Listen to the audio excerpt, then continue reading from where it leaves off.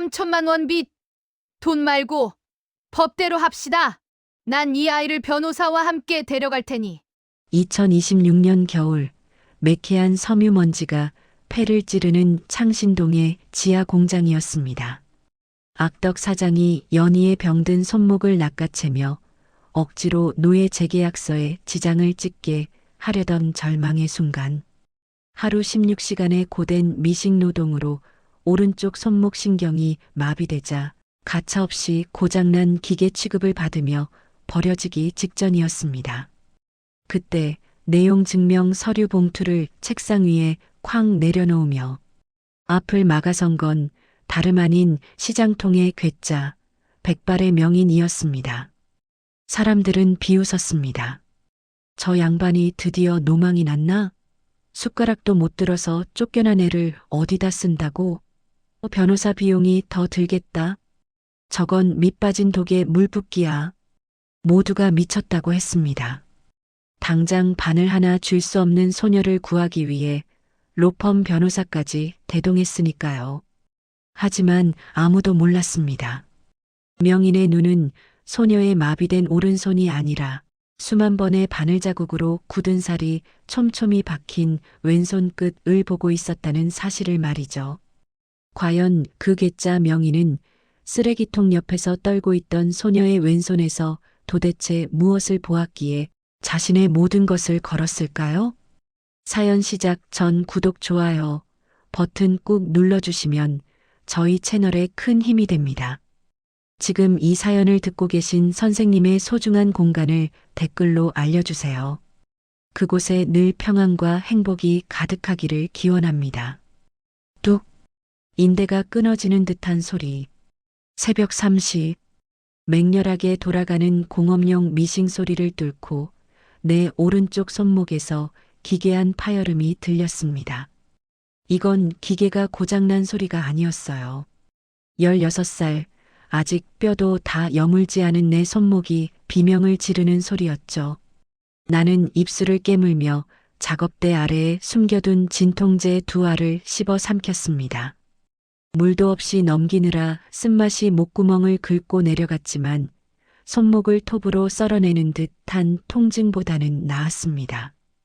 익숙한 동작으로 누런 압박 붕대를 손목에 감고 이빨로 물어 찌익 소리 나게 조여맸습니다. 저림이 올라올 만큼만 꽉 조여야 비로소 바늘 잡은 손끝의 떨림이 멈추더군요. 이곳은 서울 변두리, 간판도 없는 지하 공장. 창문 하나 없는, 몸 하나 누이면 끝인 한평 남짓한 내 방이자 감옥입니다. 곰팡이 냄새와 폐를 찌르는 섬유먼지가 공기보다 많은 곳. 여기서 나는 하루 16시간 동안 화장실 가는 시간 딱 5분을 제외하고 기계처럼 옷을 박아냅니다. 여기서 내 이름은 연희가 아닙니다. 야, 3번 시다. 물량 안 빼? 손이 놀고 있네. 네, 나는 그저 야 3번 혹은 저거로 불리는 부품일 뿐이었죠. 띵동. 작업대 위에 올려둔 깨진 액정의 휴대폰이 울렸습니다. 일주일 중 내가 유일하게 기다리는 시간, 바로 죽음날 알림이었습니다. 입금 250만 원. 급여. 숫자를 확인하는 순간 입가에 희미한 미소가 번지려 했습니다. 하지만 그 미소는 정확히 10초 뒤에 산산조각이 났습니다. 내 통장은 4명이었지만 출금 카드는 저기 매니저의 책상 서랍 속에 있었으니까요. 띵동. 출금 80만 원. 숙식비 및 관리비. 띵동. 출금 100만 원. 기술 교육비. 띵동. 출금 60만 원. 장비 대여료 및 소모품비. 순식간에 240만 원이 빠져나갔습니다. 남은 잔고 10만 원. 편의점 컵라면 값과 파스 값을 합치면 남는 게 없는 돈이었습니다. 허탈함에 손이 떨려오는데 등 뒤에서 비릿한 담배 냄새가 훅 끼쳐왔습니다. 공장장, 아니 자칭 내 후견인이라는 매니저였습니다. 그는 내 어깨를 끈적하게 주무르며 능글맞은 목소리로 속삭였습니다. 우리 연희 이번 달에도 고생했네. 보호자가 이거 다 너 위해서 적금 들어두는 거 알지? 어린애가 큰돈 만지면 타락해. 나중에 독립할 때 목돈으로 줄 테니까 서류에 도장 찍었잖아. 거짓말. 저 돈은 내 적금이 아니라 저 인간의 도박빚과 유흥비로 들어간다는 걸 공장 사람 모두가 압니다. 당장이라도 소리를 지르며 도망치고 싶었습니다. 하지만 내 눈길은 작업실 벽에 붙은 누런 종이 한 장에 묶여 있었습니다. 업무 위탁 계약서, 교육생 신분, 제12조 사망, 의리 교육기간 중 중도 포기하거나 무단 이탈할 시 위약금 3천만 원을 청구한다. 빨간 줄이 그어진 저 조항. 고아인 나에게 3천만 원은 30억 아니 300억이나 다름없는 공포였습니다. 저 족쇄 때문에 나는 1년째 이 지옥에서 한 발자국도 나가지 못하고 있었죠. 그때였습니다. 밖에서 퀵서비스 기사가 검은 의류 커버 하나를 작업실 바닥에 툭 던지고 갔습니다. 어이 3번 협력사 샘플이야. 실장님 급한 거니까 내일 아침까지 해놔. 송장에는 청담동 본사 주소가 찍혀 있었습니다. 커버 안에는 구겨진 메모장과 엉망으로 재단된 비단 원단이 들어 있었죠. 메모장의 글씨는 날카롭고 신경질적이었습니다. 야, 이거 핏이 영 안 살아. 내가 좀 만져봐. 너밖에 이거 살릴 애 없잖아. 티 안 나게 해놔. 수고비 5만 원. 최지수 실장. 최지수. 예인의 며느리이자 유명 인플루언서. 5만 원? 기가 찼습니다. 디자인은 자기가 망쳐놓고 수습은 나한테 떠넘기면서 고작 5만 원이라니요. 그것도 내 통장이 아닌 매니저 주머니로 들어갈 돈이었습니다. 하지만 나는 원단을 꺼내 들었습니다. 옷에게는 죄가 없으니까요. 펼쳐본 옷은 처참했습니다. 어깨선은 울고 있고 허리 라인은 뒤틀려 옷이 숨을 못 쉬고 있었죠. 본능적으로 가위를 들어 엉터리 박음질을 뜯어냈습니다. 아으. 오른쪽 손목이 끊어질 듯 아파왔습니다. 도저히 바늘을 쥘 힘이 없었죠. 나는 심호흡을 하고 바늘을 왼손으로 옮겨 잡았습니다. 오른손잡이 세상에서 살아남기 위해 밤마다 몰래 연습했던 왼손 바느질. 나는 오른손으로는 원단의 결을 느끼며 잡아주고 왼손으로 바늘을 쥐었습니다. 실을 억지로 당기는 게 아니라 원단 위에 눕혀주듯, 바늘을 찌르는 게 아니라 미끄러뜨리듯 통과시켰습니다. 기계처럼 박는 게 아니라 옷감이 숨 쉴 틈을 주며 땀 길이와 장력을 조절하는 나만의 방식. 차가운 지하 공방의 사각하는 바느질 소리가 유일한 위로처럼 울려 퍼졌습니다. 죽어가던 옷이 내 손끝에서 다시 태어나고 있었습니다. 며칠 뒤 원단 심부름으로 잠시 공장 밖을 나왔을 때였습니다. 건너편 화려한 백화점 쇼윈도 앞에서 내 발걸음이 멈추고 말았습니다. 화려한 조명을 받으며 마네킹에 걸려있는 저 옷. 분명 며칠 전 붕대 위로 피가 배어 나오도록 내가 살려낸 그 옷이었습니다. 그런데 옷 아래 붙은 가격표를 본 순간 내 심장은 쿵 하고 내려앉았습니다. 최지수 시그니처 라인. 350만 원. 350만 원. 나는 5만 원, 아니 공제되어 10원 한 푼 못 받았는데 저 여자는 내 피땀을 훔쳐 자기 이름으로 수백 배를 남겨먹고 있었습니다. 유리창에 비친 내 모습은 꾀재재한 작업복에 떡진 머리를 한 거지 꼴인데 쇼윈도 안의 마네킹은 나보다 훨씬 더 대접받고 있었죠. 꼬르륵. 눈치 없는 배꼽 시계가 울렸습니다. 주머니를 뒤져보니 손에 잡히는 건 500원짜리 동전 하나뿐. 편의점 컵라면 하나도 사 먹을 수 없는 돈이었습니다. 백화점 앞을 지나가는 곱게 차려입은 모녀가 하하호 웃으며 지나갔습니다. 그 행복한 풍경이 내 비참함과 너무나 대조되어서 나는 길바닥에 쪼그리고 앉아 무릎에 얼굴을 묻었습니다.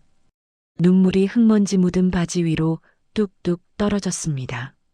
신이 있다면 제발 내 손목이 끊어지기 전에 데려가 주세요. 너무 힘들어요. 바닥을 치는 절망 속에서 나는 알지 못했습니다. 내 옆에 낯선 그림자가 길게 드리웠다는 사실을요. 딱! 지팡이가 아스팔트 바닥을 찍는 날카로운 소리. 그리고 누군가의 매서운 시선이 내 떨리는 어깨를 응시하고 있었습니다. 새벽 4시, 서울이 잠든 시간이면 동대문 뒷골목은 버려진 천과 사람의 시간이 겹치는 곳이 됩니다. 나는 그 틈에 섞여 폐원단 수거장을 뒤지고 있었습니다. 부스러 검은 비닐봉지와 악취 사이 내 목표는 단 하나. 가게들이 버린 고급 실크 자투리입니다. 운 좋게 10cm 나도 긴 원단을 발견하면 로또라도 맞은 듯 가슴이 뛰곤 했죠. 오늘은 운이 좋았습니다. 누군가 재단 실수로 버린 제법 긴 명주 조각을 찾았으니까요. 나는 환경미화원 트럭을 피해 가로등 불빛이 희미한 구석 자리에 쭈그리고 앉았습니다. 주머니에서 낡은 바늘을 꺼냈습니다. 오늘 연습할 기술은 한복 바느질 중에서도 가장 까다롭다는 쌈소리입니다. 얇디 얇은 원단을 3번 접어 말아 박는 이 기술은 기계조차 흉내내기 힘든 고난도입니다. 0.1의 오차만 있어도 원단이 우글거리거나 터져버리니까요. 바늘을 쥐자마자 붕대를 감은 오른쪽 손목이 욱신거렸습니다. 신음이 절로 새어나왔지만 멈추지 않았습니다. 사각, 사각, 바늘이 원단을 통과하는 미세한 마찰음. 그 소리가 내 유일한 진통제였습니다. 세상의 소음이 차단되고 오직 나와 바늘, 그리고 원단의 숨소리만 존재하는 순간, 나는 이 순간만큼은 빚쟁이도 3번 시다도 아닌 그냥 옷 찢는 사람이었습니다. 거기 꼬마. 등 뒤에서 들리는 낮고 묵직한 목소리. 심장이 덜컥 내려앉았습니다. 공장장에게 들킨 줄 알고 사색이 되어 벌떡 일어났습니다. 황급히 자투리 원단을 등 뒤로 감췄죠. 하지만 내 뒤에 서 있는 건 공장장이 아니었습니다. 백발을 쪽진 머리에 낡은 지팡이를 짚은 할머니였습니다. 칠흑 같은 어둠 속에서도 형형하게 빛나는 눈빛. 그 눈은 내 얼굴이 아니라 내 등 뒤에 숨긴 원단을 꿰뚫어 보고 있었습니다. 그거 이리 내놔 봐. 도둑질한 걸 혼낼 거라 생각했습니다. 나는 떨리는 손으로 구겨진 명주 조각을 내밀었습니다. 할머니는 뺐다시피 원단을 채갔습니다. 그리고 품에서 무언가를 꺼냈습니다. 돋보기였습니다.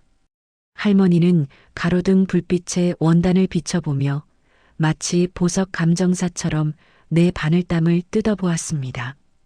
침묵이 길어졌습니다. 내 목 울대만 불안하게 오르내렸습니다.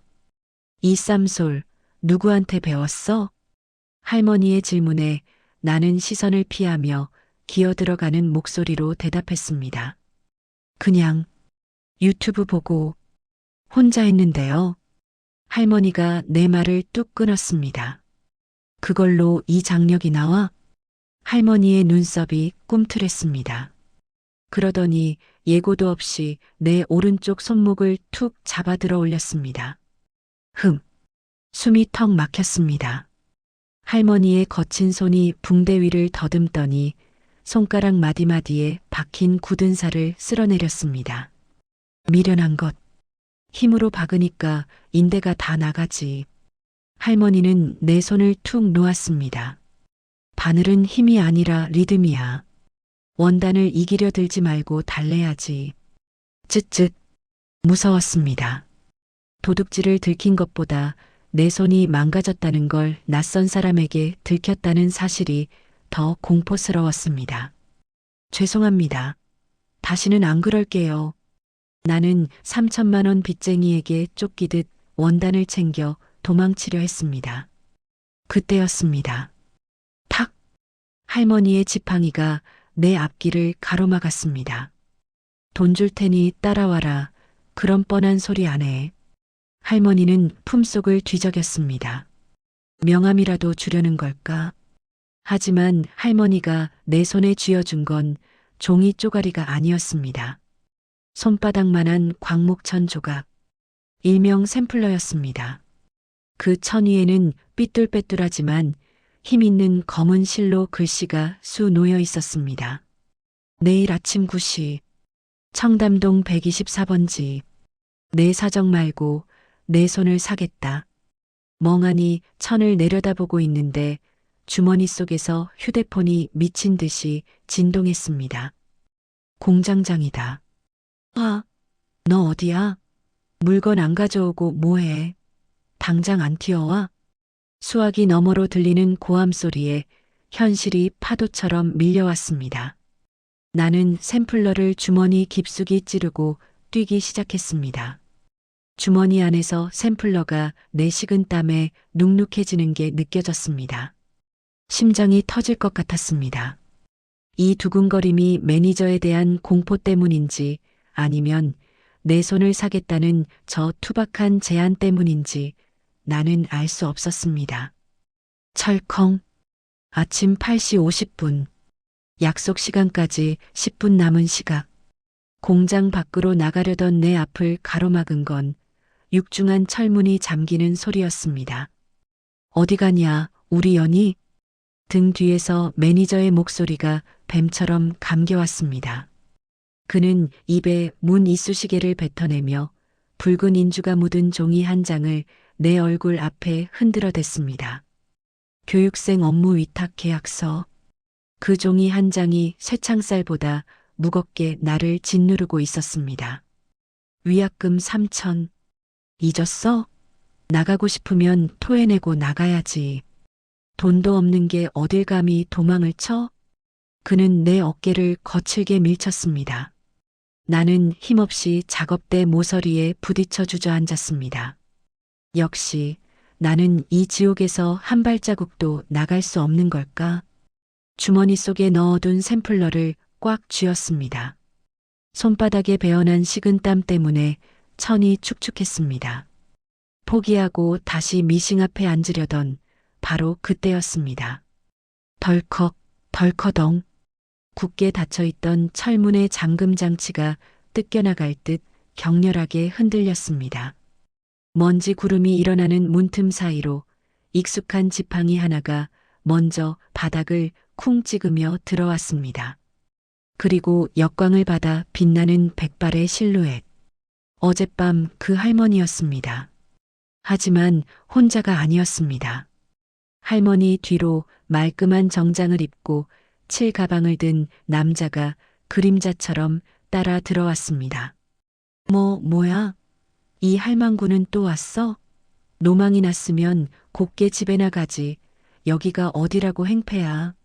영업 방해로 신고하기 전에 꺼져. 매니저가 고래고래 소리를 지르며 할머니를 밀치려 다가갔습니다. 하지만 그의 손은 할머니 옷자락에 닿지도 못했습니다. 뒤에 서 있던 남자가 매니저의 팔을 가볍게 그러나 단단하게 제지했기 때문입니다. 남자는 표정 하나 변하지 않고 품에서 명함 한 장을 꺼내 매니저의 셔츠 주머니에 꽂아주었습니다. 법무법인 태산, 노동 전문 변호사 강철민입니다. 변호사라는 말에 매니저의 눈동자가 흔들렸습니다. 노동 변호사가 여기 왜? 그때 할머니가 코웃음을 치며 입을 열었습니다. 왜긴, 장부 정리하러 왔지. 변호사는 가방에서 두꺼운 서류 뭉치를 꺼내 먼지 쌓인 작업대 위에 쫙 펼쳤습니다. 귀하가 작성한 교육생 위탁 계약서입니다. 출퇴근 시간 정해놓고 업무 지시하고 감독까지 하셨더군요. 이건 프리랜서가 아니라 직원처럼 부려먹은 겁니다. 그러면 계약서에 뭐라고 써놨든 법은 이 학생을 근로자로 봅니다. 변호사의 차분한 목소리가 지하 공장을 울렸습니다. 매니저의 얼굴이 불그락푸르락해졌습니다. 아니, 우린 가족 같은 사이라니까. 애가 동의해서 찍은 도장이라고. 동의? 할머니가 끼어들었습니다. 미성년자한테 최저임금도 안 주고 야간 노동시키고 곰팡이 핀밥 먹이는 것도 동의받았냐? 할머니는 품에서 USB 하나를 꺼내 던졌습니다. 지난 1년 연희가 하루 16시간씩 미싱 돌린 CCTV, 내 놈이 가불금 명목으로 떼어간 통장 내역 내가 싹 다 확보했다. 이 건물 관리인도 내 옷 입는 단골이야. 내가 모를 줄 알았냐? 변호사는 정리해온 산출표를 넘기더니 빨간 펜으로 밑줄 그어진 숫자를 매니저 코앞에 들이밀었습니다. 최저임금법 위반, 주휴수당 미지급, 연장 근로수당, 부당공제액 반환. 이자까지 합산하면 귀하가 이 학생에게 지급해야 할 체불 임금이 총 4,800만 원입니다. 4,800만 원. 순간 공장 안의 공기가 멈춘 듯 했습니다. 내가 갚아야 할 3천만 원이 아니라 받아야 할 돈이 5천만 원에 육박한다는 사실.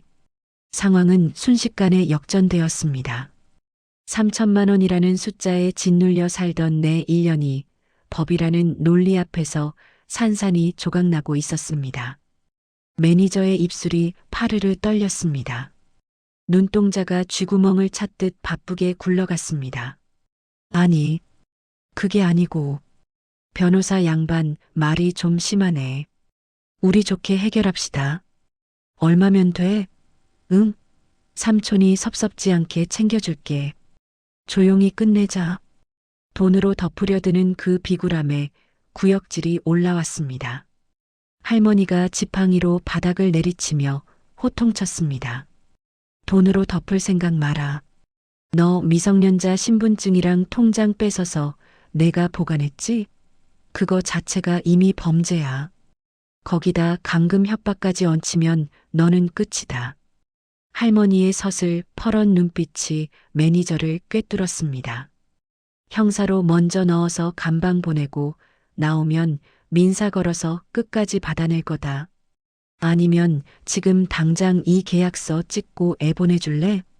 매니저는 변호사가 내민 고소장 초안과 할머니의 눈빛을 번갈아 보더니 결국 다리에 힘이 풀려 털썩 무릎을 꿇었습니다.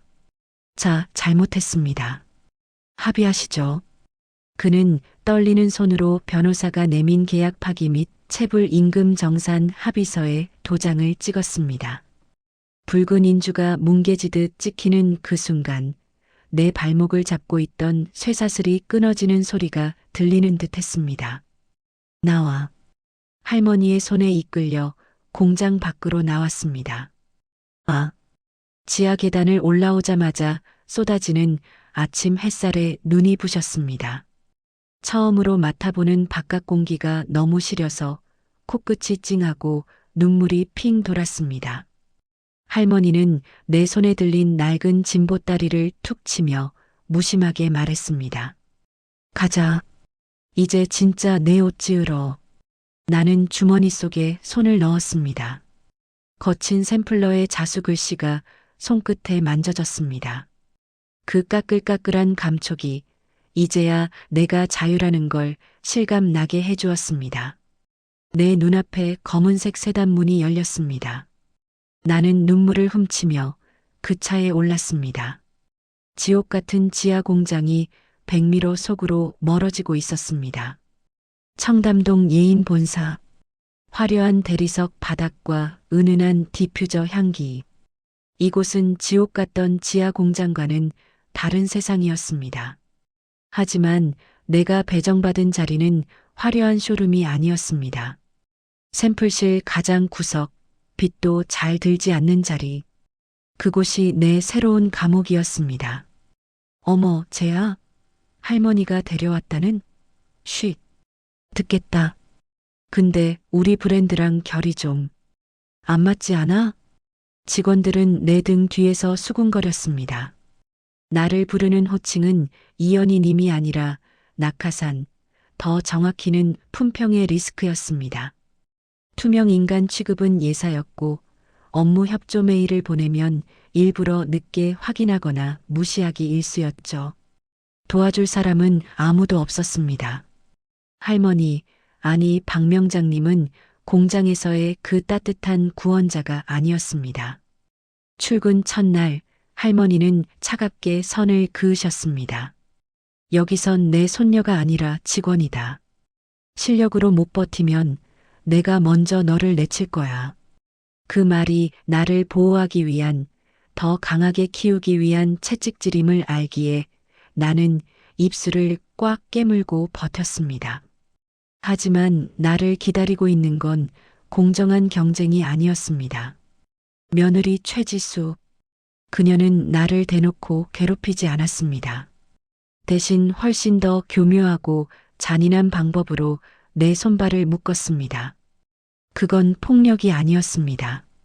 내 경력 자체를 지우는 방식이었습니다. 사건은 며칠 전 패턴 회의 때 터졌습니다.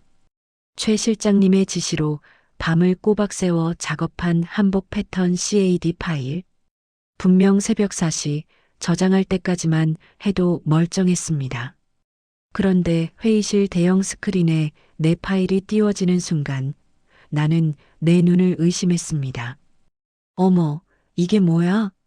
화면 속 패턴은 엉망진창으로 선이 꼬여 있었습니다. 소매 각도는 틀어졌고 치수도 제멋대로였습니다. 연희 씨, 내가 분명 어제 수정 지시했을 텐데 기본 저장도 못해? 최지수는 한숨을 푹 쉬며 혀를 찼습니다. 아닙니다. 저는 분명히 수정해서 읽기 전용으로 저장했습니다. 수정 기록 확인해 보면 내가 다급하게 외쳤지만 최지수는 싸늘하게 말을 잘랐습니다. 기록? 이 파일 공유 폴더에 있었잖아. 관리자 권한이면 누구나 수정 가능한 거 몰랐어? 나는 말문이 막혔습니다. 최지수는 칠판을 톡톡 치며 덧붙였습니다. 회사에선 억울한 게 중요한 게 아니라 흔적을 남기는 게 중요한 거야. 알겠니? 분명 아침 7시 누군가 파일을 덮어 쓴 흔적이 있었지만 공유 폴더의 접속 로그는 관리자만 볼 수 있었고 내게는 권한이 없었습니다. 그날 이후 나는 무능한 낙하산을 넘어 팀의 구멍으로 낙인 찍혔습니다.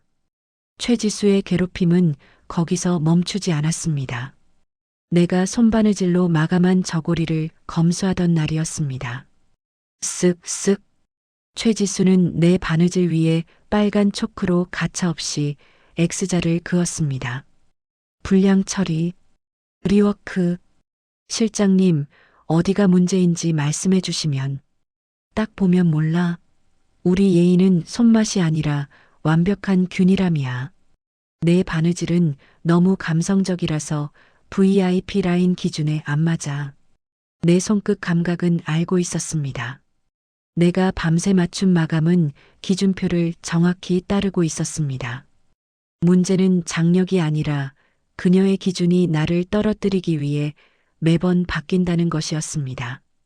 내 결과물은 늘 쓰레기통으로 들어갔습니다. 그런데 이상한 일이 벌어졌습니다. 폐기하라던 내 아이디어 스케치와 샘플들이 며칠 뒤 예인 공식 SNS에 올라오는 것이었습니다. 영감이 떠오르는 밤, 최지수 실장의 신상 디자인 스케치 해시태그 한복 해시태그 디자이너의 살. 좋아요가 수만 개. 댓글에는 역시 금손이다. 천재다라는 찬사가 쏟아졌습니다. 홍보팀 직원이 촬영용으로 원본을 가져가더니 그걸 실장님 작업물이라 믿고 그대로 올려버린 것이었습니다. 그녀는 몰랐을 겁니다. 내가 습관처럼 배색 번호 옆에 연필로 작게 점 3개를 찍어둔다는 사실을요. 확대해보니 그 점 3개가 선명했습니다. 명백한 도용이었습니다. 나는 철저히 지워지고 있었습니다. 유령 디자이너. 그게 내 진짜 직함이었습니다. 카톡? 카톡? 회사 단체 채팅방 알림이 울렸습니다. 실수인 척 나를 초대한 방이었습니다. 오늘 VIP 50 연희 씨는 동선 빼요. 회의실 출입 금지 솔직히 우리 브랜드 결이랑 좀. 화면을 보는 내 손이 부들부들 떨렸습니다. 점심시간 직원들은 3355 맛집으로 향했지만 나는 비상계단 구석에 쭈그리고 앉아 차가운 편의점 김밥을 입에 밀어 넣었습니다. 목이 메어 넘어가지 않았습니다. 그때 위층 탕비실 열린 문틈으로 최지수의 통화 소리가 들려왔습니다. 그 샘플실에? 걱정 마. 적당히 굴리다 내보낼 거야. 어머님이 불쌍해서 주워온 거지 뭐. 쓰레기통에서 주워온 애가 감각이 있으면 얼마나 있겠어? 쓸 만큼 쓰고 계약 정리하면 돼. 계약 정리하면 돼. 그 차가운 단어가 내 심장을 후벼 팠습니다. 김밥을 씹던 입이 멈췄습니다. 눈물이 왈칵 쏟아지려는 걸 억지로 삼켰습니다. 억울해서가 아니었습니다. 내 실력을 증명할 기회조차 박탈당하는 현실이 저런 인간에게 내 재능을 도둑맞고 있다는 사실이 분해서 견딜 수가 없었습니다. 나는 주머니 속에 손을 넣었습니다. 할머니가 준 까끌까끌한 샘플러가 손끝에 만져졌습니다. 내 사정 말고 내 손을 사겠다. 그래요, 할머니. 실력으로 산다고 하셨죠. 나는 눈물을 쓱 닦아냈습니다. 김밥을 마저 씹어 삼켰습니다. 도끼가 서린 눈으로 핸드폰 녹음기 버튼을 눌렀습니다. 더 이상 당하고만 있지 않겠어. 나는 최지수가 시키는 모든 지시사항을 녹음하기 시작했습니다. 파일 이름은 날짜와 시간으로 저장했습니다. 내가 만든 모든 샘플의 사진, 그리고 도용된 스케치 위의 점 3개까지 전부 찍어 클라우드 자동 업로드 기능을 켰습니다. 이제부터 나는 작품이 아니라 증거를 만든다. 두고 봐. 내 이름을 되찾는 싸움은 오늘부터 시작이니까. D-3. K백화점 명절 기획전 MD 품평회까지 남은 시간 딱 3일. 예인 본사에는 초비상이 걸렸습니다. 이번 입점은 브랜드의 사활이 걸린 문제이자 최지수 실장이 차기 대표로 승진할 수 있느냐를 가르는 결정적인 시험대였습니다. 디자인실 공기는 시베리아 벌판보다 차가웠습니다. 하지만 그 냉기의 원인은 긴장감이 아니었습니다. 아, 영감이 안 떠오르잖아. 다들 뭐해? 밥값 안 해? 최지수의 히스테리였습니다. 그녀는 책상 위에 쌓인 원단 스와치를 신경질적으로 집어 던졌습니다. 차르륵. 바닥에 흩어지는 비단 조각들. 그녀의 아이디어는 말라비틀어진 우물 같았습니다. 남의 것을 훔치는 데만 익숙해져서 정작 자신의 우물을 파는 법을 잊어버린 탓이겠죠. 초조해진 그녀의 눈길이 먹잇감을 찾듯 번들거리다 구석에서 묵묵히 바느질하는 제게 꽂혔습니다. 또각, 또각. 그녀가 내 작업대로 다가왔습니다. 그리고 선심 쓰듯 최고급 명주 원단 한 필을 툭 던졌습니다. 연희, 너 이번에 실력 한번 보여봐. 네. 품평에 나갈 서브 의상 샘플이 좀 부족해서 그래. 내가 하나만 만들어봐. 잘하면 이번 크레딧에 서브로 한 줄 넣어줄게. 너도 경력 생기고 좋잖아. 경력? 그 달콤한 단어 뒤에 숨겨진 검은 속내를 모를 리 없었습니다. 그녀는 내 결과물을 통째로 가로챌 생각이었습니다. 내 이름은커녕 내 존재조차 지워버릴 작정이었죠. 거절해야 마땅했습니다. 하지만 나는 고개를 숙이며 대답했습니다. 알겠습니다. 해보겠습니다. 그날 밤 모두가 퇴근한 고요한 저택. 나는 할머니의 서재로 불려갔습니다. 할머니는 찻잔을 만지작거리며 나직이 말씀하셨습니다. 지수가 내 옷을 탐낼 거다. 알고 있습니다. 막지 마라. 가져가게 둬. 도둑은 훔칠 때 잡는 게 아니라 훔친 물건을 자기 것이라고 말하는 순간 잡는 거다. 할머니의 눈빛이 촛불 아래서 일렁였습니다. 대신 그 옷에 너만 아는 주인을 새겨놔라. 겉으로는 절대 안 보이지만 속을 까보면 누구나 알 수 있는 표식 말이다. 표식? 어떤 걸로 할까요? 할머니는 벽에 걸린 낡은 달력을 지팡이 끝으로 가리켰습니다. 3월 14일. 내가 쓰레기장에서 내 손을 처음 잡은 날이다. 3월 14일. 내 인생이 바뀐 날. 할머니는 종이에 펜으로 쓱쓱 그림을 그리셨습니다. 그것은 단순한 숫자가 아니었습니다. 실을 3번 감고 1번 풀고 4번 묶는 매듭이다. 3-1-4 매듭. 보통 매듭은 2번 묶고 끝내지만 이 방식은 다릅니다. 실을 3번 꼬아 꼬임의 결을 만든 뒤 1번 역방향으로 힘을 풀어 흔적을 남기고 다시 4번 단단히 매듭짓는 방식. 겉으로 보면 평범한 매듭 같지만 안감을 뜯어 뒤집는 순간 독특한 팔자 모양의 꼬임이 드러납니다. 기계나 어설픈 손놀림으로는 흉내낼 수 없는 오직 사람 손끝에서만 나오는 지문과도 같은 암호였습니다. 새벽 2시. 나는 작업실 문을 걸어 잠그고 미끼를 물었습니다. 최고급 명주 원단에 바늘을 꽂았습니다. 사각, 사각. 정막을 가르는 바느질 소리. 하지만 오늘 내 바느질은 여느 때와 달랐습니다. 이건 옷을 짓는 게 아니었습니다. 덫을 놓는 것이었습니다. 이건 감정이 아니라 입증이다. 가져가 봐. 가져가는 순간 이건 내 수갑이 될 테니까. 나는 옷의 가장 깊숙한 안감, 겉에서는 절대 보이지 않는 시접 부분에 3-1-4 매듭을 심었습니다. 딱 3군데. 절대 겉에선 안 보이고 뜯으면 바로 보이는 위치에. 3군데 모두 3-1-4가 같은 리듬으로 남게. 한번 풀면 절대 다시는 같은 결로 묶을 수 없는 매듭. 이 옷을 뜯어서 확인하는 순간 그 꼬임의 순서와 각도가 곧 증거가 되도록 설계했습니다. 아침 햇살이 창틈으로 스며들 때쯤 영롱한 산호색 저고리가 완성되었습니다. 겉보기엔 한없이 우아하고 고운 자태였지만 그 속에는 서슬퍼런 칼날이 숨겨져 있었죠. 나는 옷을 정성껏 다림질했습니다. 그리고 일부러 누구나 접근할 수 있는 샘플실 공용 검수 대기 행거에 옷을 걸어두었습니다. TEMP QC 대기 태그를 붙인 채 말이죠. 누가 봐도 가져가기 딱 좋은 먹잇감처럼. 몇 시간 뒤 내가 다시 출근했을 때 예상대로 행거는 비어 있었습니다. 대신 디자인실 안쪽에서 최지수의 환호성이 들려왔습니다. 드디어 나왔어. 내가 밤새워 만든 역작이야. 어때, 죽이지?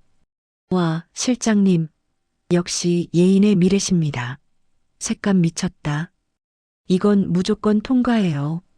직원들이 박수를 치고 최지수는 뻔뻔하게 승리의 미소를 짓고 있었습니다. 그녀는 내 옷을 자신의 포트폴리오 가방에 소중히 담았습니다. 나는 그 광경을 멀리서 지켜봤습니다. 내 피땀 어린 작품이 또다시 도둑맞는 순간.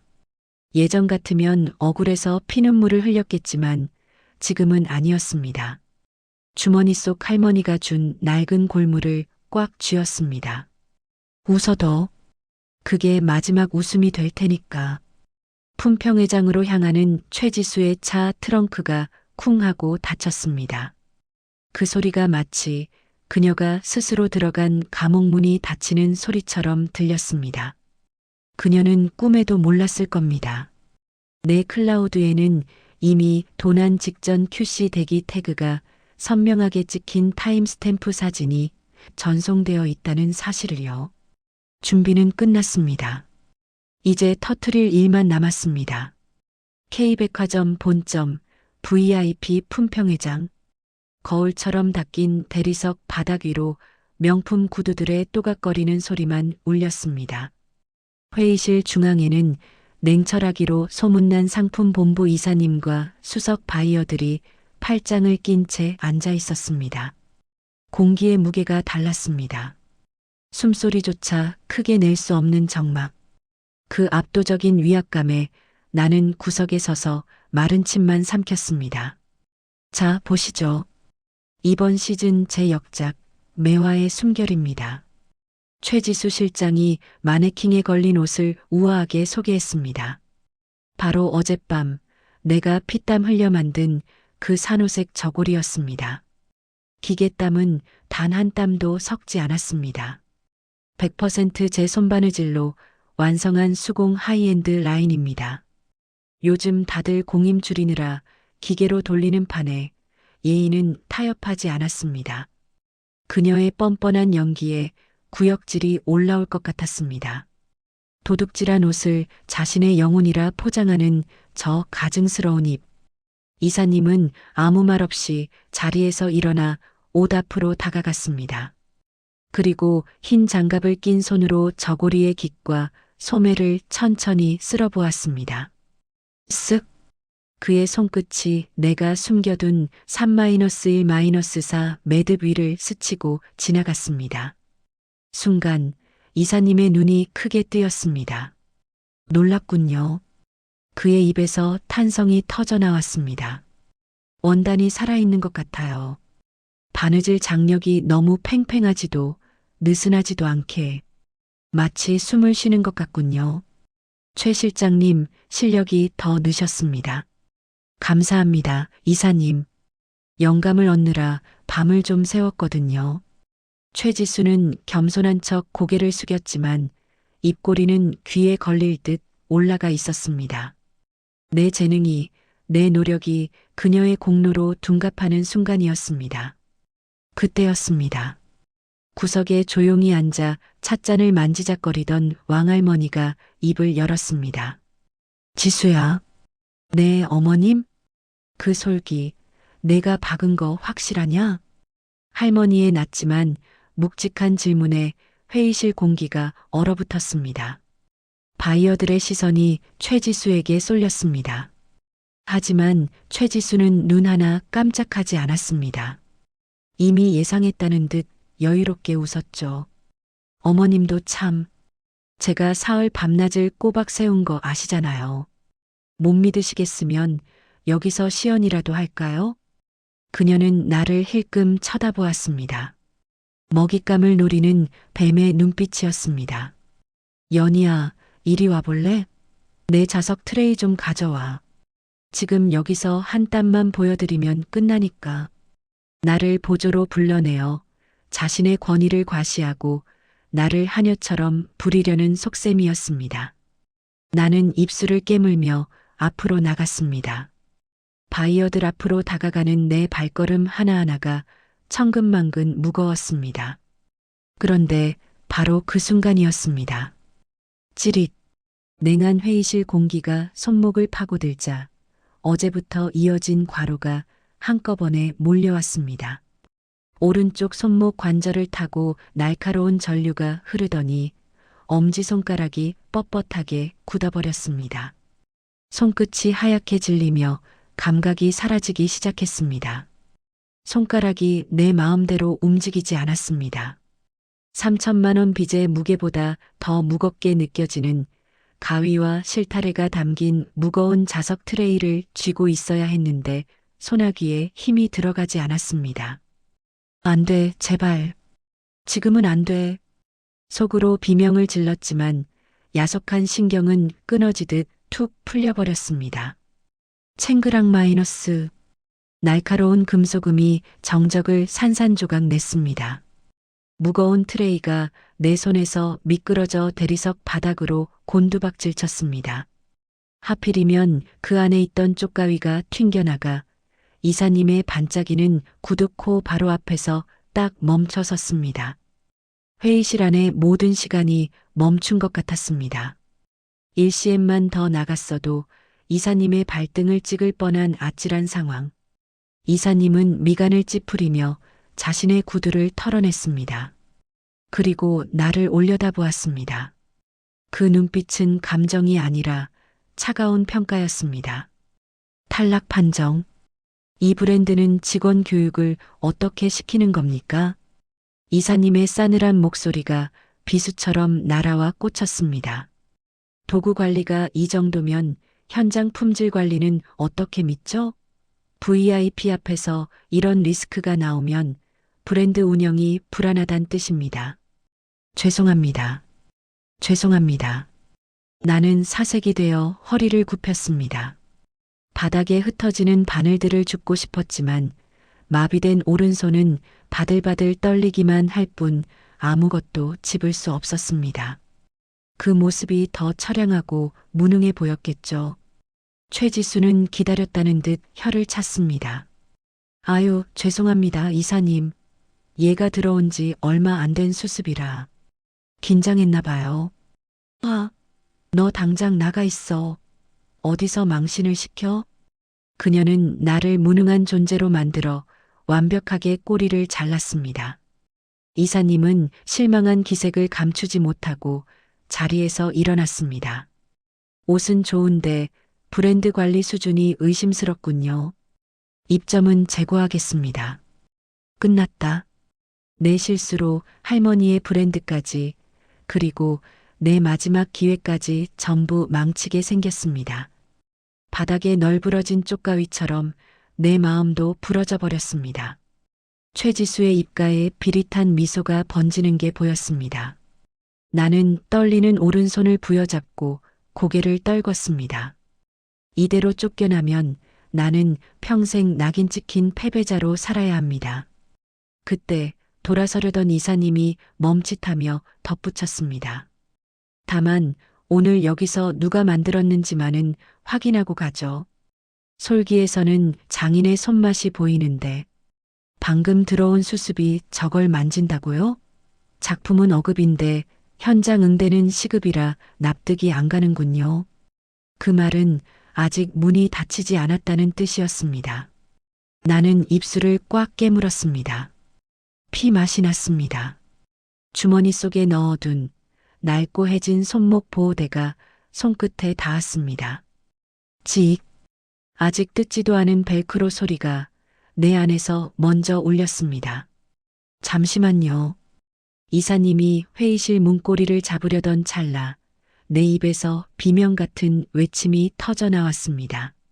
목소리가 너무 커서 나 자신도 놀랄 정도였습니다. 기회를 주세요. 이 옷 제가 수습하겠습니다. 뭐? 너 미쳤어? 최지수가 뱀처럼 눈을 치켜뜨며 내 앞을 가로막았습니다. 손목 나갔다며? 내가 나서면 브랜드가 더 망신이야. 내 손 상태로 여기서 무슨 쇼를 하려고. 당장 안 꺼져? 그녀의 손이 내 어깨를 밀쳤지만 나는 이번엔 물러서지 않았습니다. 밀리는 대신 주머니에 손을 넣었습니다.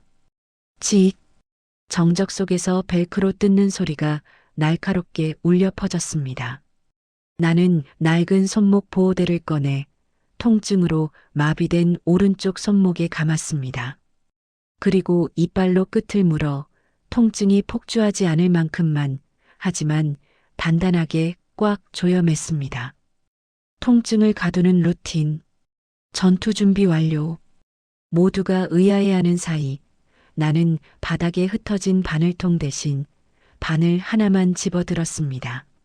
오른손잡이 세상에서 살아남기 위해 어둠 속에서 수없이 연습했던 양손잡이의 본능. 내 왼손이 깨어나는 순간이었습니다.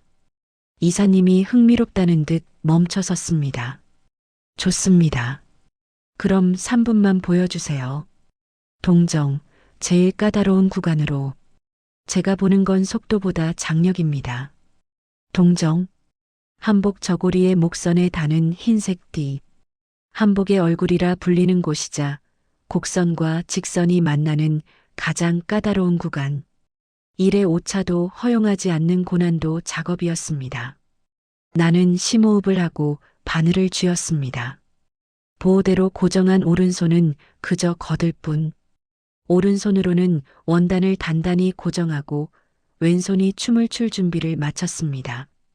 시작하겠습니다. 사각. 첫 번째 바늘이 원단을 뚫고 들어갔습니다. 사각, 사각, 사각. 기계처럼 빠르고 메트로놈처럼 정확한 박자. 적막한 VIP 룸에 경쾌한 바느질 소리가 울려 퍼졌습니다. 실이 팽팽하게 당겨졌다가 툭 놓이는 소리가 들릴 정도로 속도가 붙기 시작했습니다. 최지수의 입이 떡 벌어졌습니다. 그녀는 내가 왼손을 쓸 줄 안다는 걸 상상도 못했을 테니까요. 이사님은 의자에서 몸을 앞으로 기울였습니다. 방금 전까지 나를 쳐다보지 않던 눈들이 이제는 내 손끝만 쫓고 있었습니다. 이건 단순한 바느질이 아니었습니다. 나를 무시했던 세상에 대한, 그리고 내 이름을 지우려 했던 저 여자에 대한 시위였습니다. 뚝! 마지막 매듭을 짚고 실을 끊어냈습니다. 시계 초침이 3바퀴쯤 돌았을까요? 모두가 생각보다 빠르다고 느낄 찰나였습니다. 다 됐습니다. 나는 완성된 저고리를 들어 올렸습니다. 하얀 동정은 우글거림 하나 없이 칼 같은 직선으로 뻗어 있었습니다. 이사님이 저고리를 받아들고 꼼꼼히 살폈습니다. 세상에, 왼손으로 이런 장력을 낸다고요? 이건 손이 만든 완벽한 균일함이군요. 이 정도 퀄리티면 프레스티지 라인 가격을 매길 명분이 생깁니다. 분위기가 반전되었습니다. 바이어들의 눈빛이 냉정함에서 경이로움으로 바뀌었습니다. 하지만 아직 끝난 게 아니었습니다. 진짜 승부수는 이제부터였으니까요. 나는 하얗게 질린 최지수를 노려보며 쐐기를 박았습니다. 이사님, 칭찬 감사합니다. 하지만 진짜는 겉이 아니라 속에 있습니다. 속이라니요?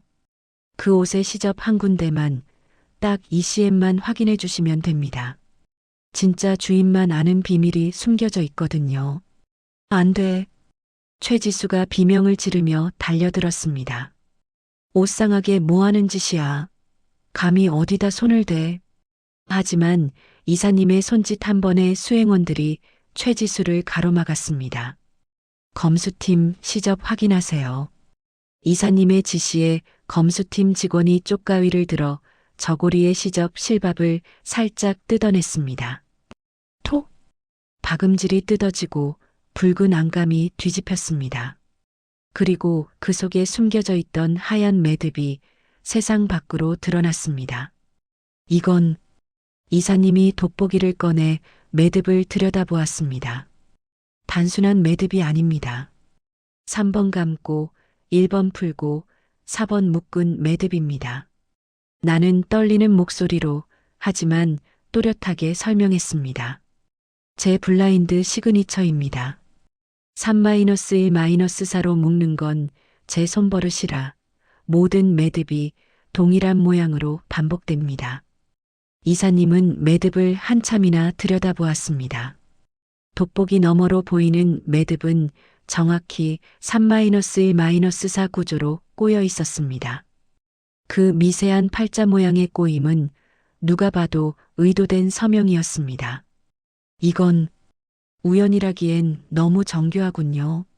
3-1-4 리듬이 정확해요. 누가 가르쳐 준다고 해도 손에 익지 않으면 불가능한 디테일입니다. 저 숫자가 왜 하필 3-1-4죠? 그건 제 개인적인 사정입니다. 할머니가 나를 구원해준 3월 14일. 그 의미는 굳이 말하지 않아도 충분했습니다. 증거는 이미 완벽했으니까요. 이사님은 고개를 들고 최지수가 가져온 다른 샘플 옷들을 가리켰습니다. 저 샘플들도 시접만 확인해 주세요. 검수팀이 최지수가 가져온 다른 옷들의 시접을 뜯었습니다. 없습니다. 이것도 없습니다. 그냥 기계 매듭입니다. 다른 옷들에는 아무런 매듭도 영혼도 없었습니다. 오직 내가 만든 이 산호색 저고리에만 3-1-4의 증거가 살아 숨쉬고 있었죠. 명백하군요. 이사님이 차가운 눈으로 최지수를 올려다보았습니다. 최 실장님 설명해 보시죠. 왜 남의 일기장을 훔쳐서 자기 작품이라고 우기십니까? 최지수는 뒷걸음질 쳤습니다. 아니에요. 그게 제가 시킨 거예요. 제 지시대로 한 거라고요. 거짓말. 할머니가 자리에서 일어나며 일갈했습니다. 지시? 넌 바늘 잡는 법도 모르잖냐. 3-1-4가 뭔지도 모르는 주제에 어디서 상사 노릇이야? 최지수는 더 이상 변명하지 못하고 털썩 주저앉았습니다. 그녀의 화려했던 위선이 내 왼손 끝에서 완벽하게 발가벗겨지는 순간이었습니다. 탁! 이사님은 들고 있던 산호색 저고리를 테이블 위에 내려놓았습니다. 마치 더러운 오물이라도 만진 사람처럼 손수건으로 손끝을 닦아내며 차갑게 입을 열었습니다.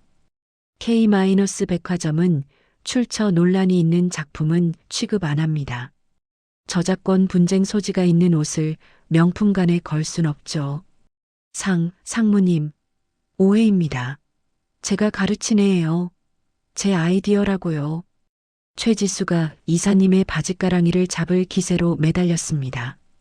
하지만 이사님은 눈길조차 주지 않고 수행비서에게 짧고 간결하게 지시했습니다. 법무팀 연결해. 사실관계 확인하고 입점 계약은 전면 보류다. 사기 미수 및 업무방해 혐의 성립되는지 검토해서 보고 올려. 이 이사님, 그리고 당사 협력사 라인에 이 건 공유해. 향후 거래 불가 리스크로 등록해두고. 거래 불가. 그 한마디는 업계에서의 사형 선고나 다름없었습니다. 최지수의 얼굴이 흙빛으로 변했습니다. 어머님이 말씀 좀 해주세요. 저 지수잖아요. 그녀는 마지막 동아줄이라도 잡듯 할머니를 쳐다봤습니다. 하지만 할머니는 지팡이로 바닥을 쿵 내리쳤습니다. 추하다, 지수야. 어머님, 내 집에서 나가라. 넌 오늘부로 제명이다. 내 문화에 도둑년은 없다. 시어머니이자 스승이었던 할머니의 파문선언. 최지수는 다리에 힘이 풀려 바닥에 주저앉았습니다. 곧이어 검은 양복을 입은 보안 요원들이 다가와 그녀의 양팔을 단단히 붙잡았습니다. 정중히 모셔라. 보안 요원들은 소란을 피우지 않으려는 듯 하지만 벗어날 수 없는 악력으로 최지수를 일으켜 세워 동행했습니다. 이거 내가 누군지 알아? 내가 최지수야. 이거 놓으라고. 복도 끝까지 처절한 비명소리가 울려 퍼지다 철문이 닫히며 고요해졌습니다. 아기는 가장 현실적이고 처참하게 스스로 판 무덤 속으로 퇴장했습니다. 소란이 정리되자 이사님은 옷매무새를 다듬고 내 앞에 정중히 섰습니다. 그리고 품에서 명함을 꺼내 두 손으로 건넸습니다. 몰라봐서 죄송합니다. 디자이너님, 태어나서 처음 들어보는 호칭이었습니다. 빚쟁이 3번 시다, 낙하산이 아닌 온전한 존중이 담긴 이름. 우리 백화점 프리미엄 라인 콜라보 정식으로 제안드리고 싶습니다. 최지수 라인이 아니라 이연희 라인으로요. 다음 주에 바로 계약 미팅 잡으시죠. 저는 멍하니 할머니를 쳐다봤습니다. 할머니는 무뚝뚝한 표정으로 주머니에서 꼬깃꼬깃한 종이 한 장을 꺼내 내게 내밀었습니다. 며칠 전 내가 찢어버리고 싶었던 그 노예 계약서일까봐 나는 잠시 망설였습니다. 하지만 떨리는 손으로 받아든 종이에는 전혀 다른 글자가 적혀 있었습니다. 전속 디자이너 근로계약서 디자이너 이연희. 을도 병도 아닌 당당한 주체로서의 내 이름 세 글자. 할머니, 이건 내 솜씨 증명하면 준다고 했잖냐. 이제 내 세상이다. 마음껏 지어봐라. 글자가 눈물에 번져 흐릿하게 보였습니다. 펜을 들어 서명란에 이름을 적어 내려갔습니다. 연, 마지막 획을 긋는 순간 기적 같은 일이 벌어졌습니다. 1년 내내 나를 괴롭히던 오른쪽 손목의 지긋지긋한 통증이 거짓말처럼 한결 가볍게 느껴지는 것이었습니다. 마치 손목을 옥죄던 보이지 않는 족쇄가 풀린 듯 했습니다. 그 지독했던 통증은 육체의 병인 동시에 마음을 짓누르던 억압의 무게였나 봅니다. 할머니가 처음으로 환하게 웃어주셨습니다. 그 미소는 동대문 쓰레기장에서 나를 봤던 그날의 눈빛과 닮아 있었습니다. 나는 할머니를 와락 껴안았습니다. 따뜻했습니다. 백화점 회전문을 밀고 나왔습니다. 쏟아지는 겨울 햇살이 눈부셨습니다. 차가운 바람이 불었지만 더 이상 춥지 않았습니다. 내 왼손엔 계약서가, 오른손엔 할머니의 따뜻한 손이 들려 있었습니다. 나는 하늘을 향해 크게 숨을 들이마셨습니다. 폐부 깊숙이 시원한 공기가 차올랐습니다. 내 이름은 이연희. 이제 시작입니다. 오늘 전해드린 이야기가 선생님의 마음에 작은 위로가 되었기를 바랍니다. 앞으로도 저희는 선생님의 고단한 나날에 잔잔한 평안을 드릴 수 있는 이야기들로 찾아뵙겠습니다. 채널을 응원하는 마음으로 구독과 좋아요를 부탁드립니다.